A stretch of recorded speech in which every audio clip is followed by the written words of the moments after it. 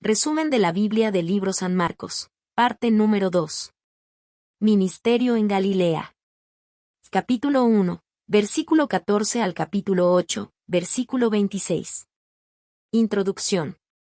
El Evangelio según San Marcos nos presenta a Jesús en movimiento constante, un Mesías que no se queda en palabras vacías, sino que actúa con poder y compasión. En la región de Galilea comienza a desplegarse su ministerio con una intensidad única. Allí llama a hombres comunes, pescadores sencillos, para convertirlos en discípulos que cambiarían la historia. Sus enseñanzas, transmitidas muchas veces en parábolas, iluminan la vida cotidiana y revelan el misterio del reino de Dios, invitando a escuchar con un corazón dispuesto.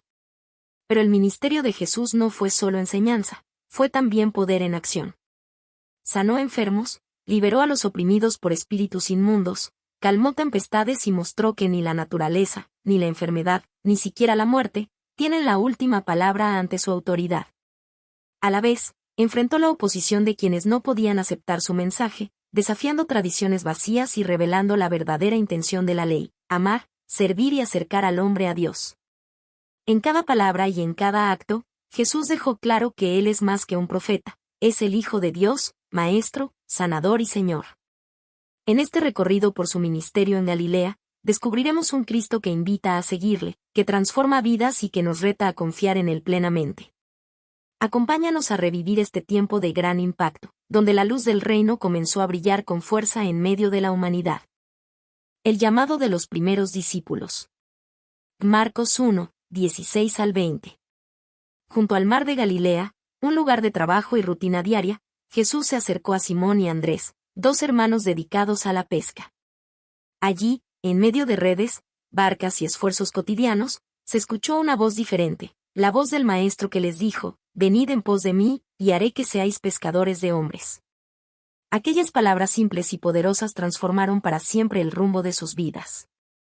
Sin demora, dejando atrás sus redes, eligieron seguirle. Más adelante, Jesús encontró a otros dos hermanos, Santiago y Juan, hijos de Zebedeo, que estaban arreglando las redes junto a su padre. También a ellos los llamó, y de inmediato dejaron la barca, al padre y el oficio, para unirse a la misión del Mesías. Este relato nos muestra que el discipulado comienza con un encuentro personal con Cristo. No fueron escogidos por sus títulos ni por su sabiduría, sino porque estaban dispuestos a confiar y obedecer. Jesús no busca a los más capacitados según los estándares humanos, sino a aquellos que, con corazón dispuesto, se rinden a su llamado. En este primer grupo de seguidores vemos un reflejo de lo que significa la fe: soltar lo conocido, dejar atrás seguridades, y caminar hacia un futuro incierto, pero guiado por la certeza de que aquel que llama también sostiene. El mar de Galilea fue testigo de un comienzo humilde, pero glorioso: hombres comunes, transformados en discípulos que llevarían la buena noticia hasta los confines de la tierra. Así, el llamado de Jesús resuena también hoy. Nos invita a dejar las redes que nos atan, a soltar el pasado y a confiar en que, siguiéndolo, descubriremos el verdadero propósito de nuestra vida. Milagros, sanidades y expulsión de demonios. Marcos capítulo 1, versículo 21 al 45, capítulo 2, versículo 1 al 12, capítulo 5, versículo 1 al 20. En Galilea, la autoridad de Jesús no fue solo con palabras, sino con hechos que transformaban vidas. Cuando enseñaba en la sinagoga, la gente se maravillaba porque su enseñanza tenía poder y verdad. Y en medio de ellos apareció un hombre con espíritu inmundo. Con solo una orden: «Cállate y sal de él», el demonio huyó, y todos quedaron asombrados. ¿Qué nueva doctrina es esta, que con autoridad manda aún a los espíritus inmundos y le obedecen? Allí comenzó a difundirse la fama del Maestro. No pasó mucho tiempo antes de que la necesidad lo rodeara. Traían a enfermos, a los quebrantados, a los que sufrían opresión del enemigo. Jesús sanaba, imponía sus manos y levantaba al caído. Su compasión no conocía límites. Al tocar al leproso, que suplicaba: «Si quieres, puedes limpiarme», Jesús respondió: «Quiero, sé limpio». Y en ese instante, la enfermedad que apartaba y aislaba desapareció, devolviendo dignidad y esperanza. En Capernaum, cuando un paralítico fue bajado desde el techo por sus amigos, Jesús miró más allá de la enfermedad del cuerpo: «Hijo, tus pecados te son perdonados». Ante el asombro de los escribas y la multitud, Jesús mostró que su autoridad abarca no solo lo físico, sino también lo espiritual, perdona pecados y restaura la vida entera. Luego, para confirmar su poder, dijo al paralítico, levántate, toma tu lecho y anda. Y el hombre se levantó, llevando consigo la prueba viva de la gracia divina. Más adelante, en la región de los Gadarenos, Jesús enfrentó a un hombre atormentado por una legión de demonios. Ni cadenas ni grilletes podían sujetarlo, pero con su sola presencia, los espíritus se sometieron a él. La multitud había aprendido a temer a aquel hombre, pero Jesús lo restauró a la cordura, lo vistió y lo devolvió a su comunidad como testimonio vivo del poder liberador de Dios. Cada milagro, cada sanidad, cada liberación fue mucho más que un acto de compasión, fue una señal del reino de Dios irrumpiendo en medio de la oscuridad. Jesús mostró que en él se cumple la promesa de vida abundante, que ninguna enfermedad, pecado o fuerza del mal es más grande que su poder. La fe, aun del tamaño de un pequeño clamor, abría la puerta para que lo imposible se hiciera posible. Y así, en cada sanidad y cada liberación, Cristo revelaba que había venido no solo a aliviar el dolor presente, sino a traer la restauración completa que Dios ha prometido. Enseñanzas en parábolas. Marcos 4, 1 al 34. Una gran multitud se reunió junto al lago, y Jesús, subiendo a una barca, comenzó a enseñarles. No hablaba con discursos complicados, sino con parábolas, historias sencillas tomadas de la vida diaria que contenían misterios eternos. Entre esas parábolas, destacó la del sembrador. Jesús habló de un hombre que salió a sembrar, y la semilla cayó en diferentes terrenos, junto al camino, entre pedregales, entre espinos y en buena tierra. Cada suelo representaba la condición del corazón humano ante la palabra de Dios.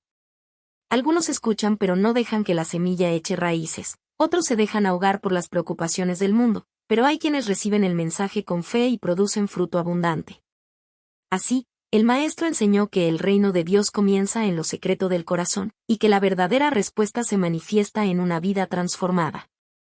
Jesús también habló de la semilla que crece en secreto.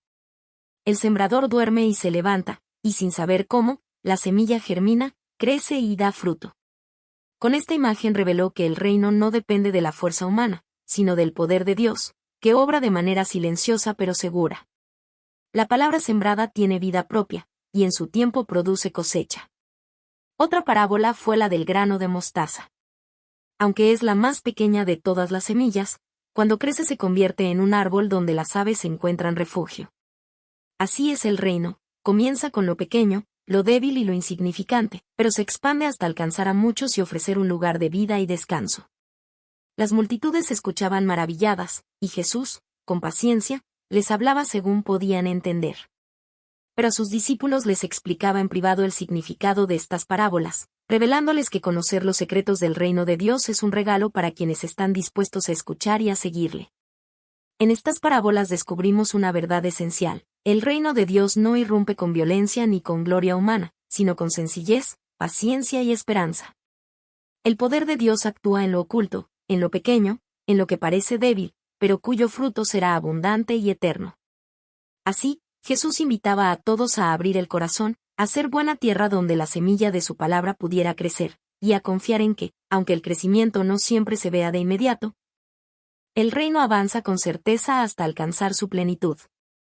Autoridad de Jesús sobre la naturaleza y los espíritus. Marcos capítulo 4, versículo 35 al 41, capítulo 5, versículo 21 al 43, capítulo 6, versículo 45 al 52. Al caer la tarde, Jesús y sus discípulos cruzaban el mar de Galilea cuando una fuerte tormenta se desató. El viento rugía, las olas golpeaban con fuerza la barca, y el miedo llenó el corazón de los discípulos.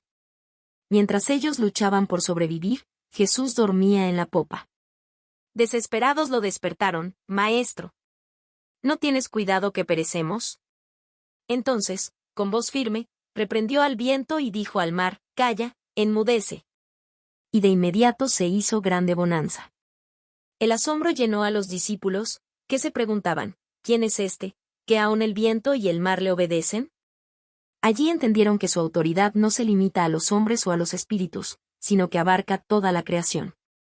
Más adelante, un principal de la sinagoga, llamado Jairo, vino a suplicar por su hija agonizante. Jesús se dirigió a su casa, pero antes de llegar la noticia trágica lo detuvo: la niña había muerto. Sin embargo, Jesús lo animó: no temas, cree solamente. Al entrar en la casa, tomó a la niña de la mano y le dijo: Talita cumi, que significa, niña, a ti te digo, levántate. Y la vida volvió a ella, levantándose como testimonio de que ni la muerte puede resistirse al poder del Hijo de Dios. En otra ocasión, los discípulos se encontraban de nuevo en medio del mar, luchando contra el viento contrario. Era de noche, y en medio de la oscuridad vieron a Jesús caminando sobre las aguas hacia ellos. Llenos de temor, pensaron que era un fantasma. Pero él les habló con ternura y autoridad: ánimo. Soy yo, no temáis. Al subir a la barca, el viento cesó, y los corazones de sus discípulos fueron llenos de asombro. En cada uno de estos episodios, Marcos nos muestra que la autoridad de Jesús no conoce fronteras. El viento, el mar, la enfermedad y la muerte misma se someten a su palabra. Su presencia transforma la desesperación en confianza, el llanto en gozo, y el miedo en fe. El mensaje es claro: seguir a Cristo no significa ausencia de tormentas o pruebas, pero sí la certeza de que en medio de ellas no estamos solos. Él es Señor sobre todo, y en su poder encontramos paz, esperanza y vida. Conflictos con líderes religiosos. Marcos capítulo 2, versículo 23 al capítulo 3, versículo 6, capítulo 7, versículo 1 al 23. No todos recibieron a Jesús con fe y alegría. Mientras muchos eran sanados, perdonados y restaurados, los líderes religiosos observaban con recelo cada una de sus acciones. Veían en él una amenaza a su autoridad y a las tradiciones que habían elevado por encima del propósito de la ley de Dios. Un día de reposo, los discípulos arrancaban espigas para comer mientras caminaban por los sembrados. Los fariseos los acusaron de quebrantar la ley. Pero Jesús respondió recordándoles que la ley fue dada para bendición, no para opresión. El día de reposo fue hecho por causa del hombre, y no el hombre por causa del día de reposo.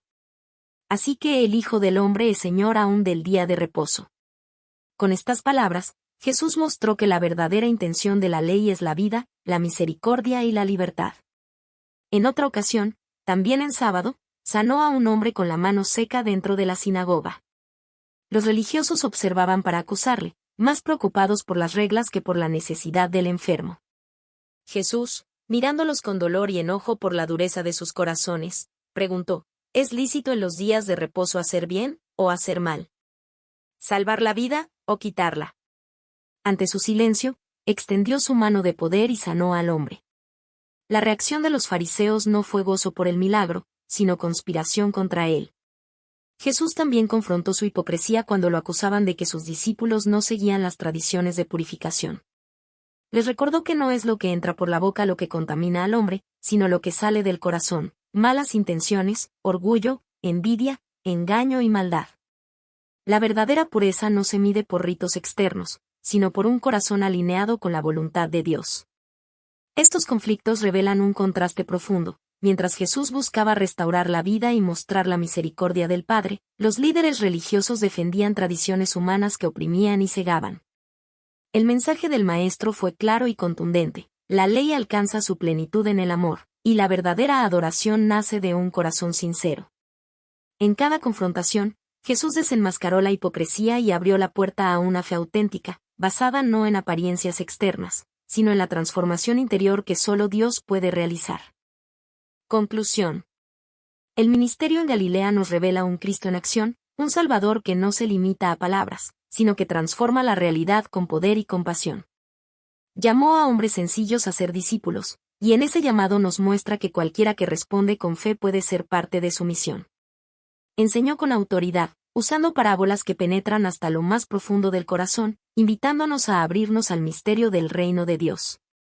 En cada milagro, en cada sanidad y en cada liberación, vimos cómo la misericordia de Jesús se une con su poder: el enfermo recobra fuerzas, el paralítico se levanta, el endemoniado encuentra libertad.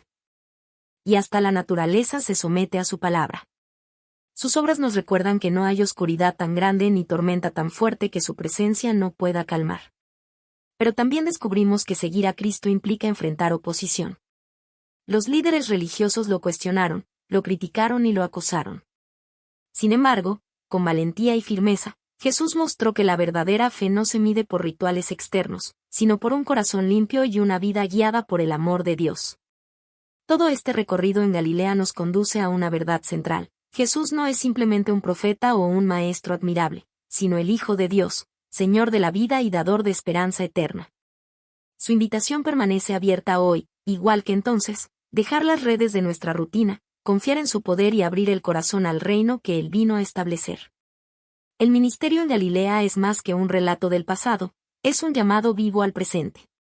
Nos invita a reconocer en Jesús al Maestro que guía, al Sanador que restaura y al Señor que gobierna sobre todo. Y así, con fe y entrega, podemos caminar tras sus pasos, seguros de que en Él encontramos vida abundante y eterna.